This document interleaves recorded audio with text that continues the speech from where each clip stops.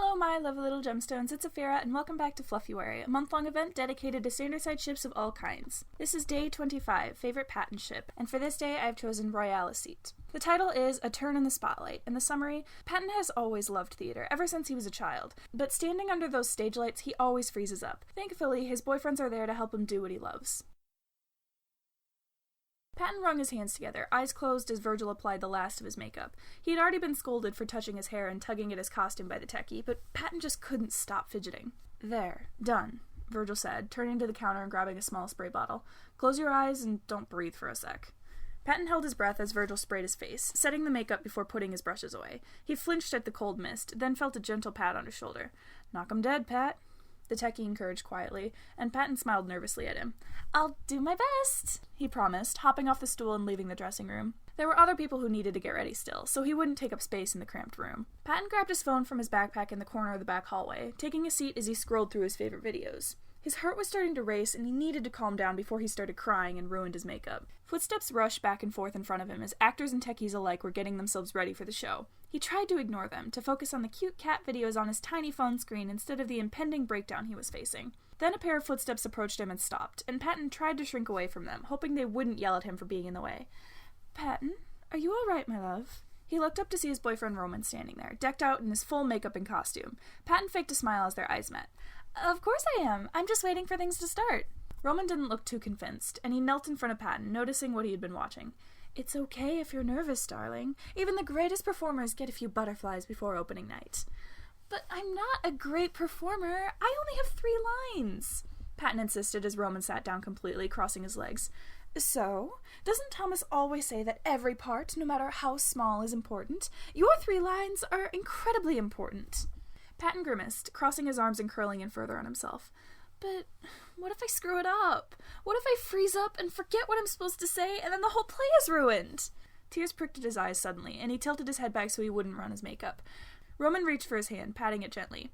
"You won't. You know your lines by heart. I've seen you during rehearsals. You're so vibrant then. What's different now that you're in costume?"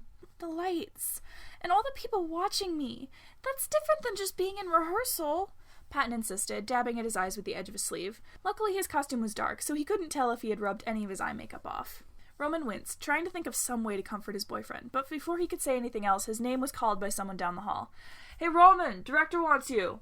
"I'll be right there," Roman replied. Then he turned back to Patton and cupped his cheek, gently pulling him closer for a chaste kiss. "You're going to be fantastic, sweetheart. I'll see you soon." "Break a leg," Patton called, since Roman was going to be on stage far before Patton was. He pulled his phone out again, deciding to play some Candy Crush for a while before the show opened. "I thought you'd be here." Patton glanced up at the other familiar voice as his other boyfriend approached, sitting down next to him. "Were you looking for me?" he asked worriedly, and Ernest shook his head. "I just wanted to make sure you were doing all right. Roman told me you're a little nervous." Patton deflated, staring at the floor in front of them. "I can do everything right in practice, but whenever I go on stage, I just freeze up. I don't know why. It's just so much pressure. If I miss my lines, the whole thing is ruined." Ernest raised an eyebrow, tapping his chin. "Really? I think you're giving yourself a little too much credit." What do you mean?" "If you can ruin an entire show by just missing a single cue, then you must be incredible. Pat, my darling, don't you remember all of those improv games that we play? Do you think we just do those for fun?" Patton picked at his fingernails. "Well, no, but I'm no good at those." "You don't have to be. After all, if you forget your lines, you're probably not going to be the one saving yourself, right?" Ernest shifted, wrapping an arm around Patton's shoulders. "You always talk about how me and Roman need to rely on other people more, rather than do everything ourselves. I think you should take your own advice here." "But it's 3 lines, Ernest!" "So, Patton, there's nothing wrong with having a little stage fright." Ernest leaned in and kissed his cheek. "Remember, the audience doesn't have the script in their hands. They're not here to critique the show based on the lines being said exactly as they're written. If that's all they want, they'd go and read it on their own. They're here for our interpretation, for us to show them how we want to tell the story. And so, if you miss a line or two, who cares? Just keep smiling and they'll never know." Patton sniffed, and Ernest pulled him into a proper hug. "We're both so proud of you. You know that, right? This is a big step for you, and we're going to celebrate afterwards, no matter how much you think you ruined the show. Got it?" That got him, and Patton was sure he would have no makeup left by the end of the night. Ernest got to his feet, pulling Patton up with him. Ready to go and show everyone how amazing you are? Patton sniffed and nodded. He was still shaking from nerves, but he was excited too. He went backstage hand in hand with Ernest, ready to wait for his cue. After the show, Roman and Ernest took him to an extremely romantic dinner at the nearest McDonald's, and they showered him with praise at how smooth and wonderful his acting was. He knew they were laying it on thick, and that he really wasn't that good.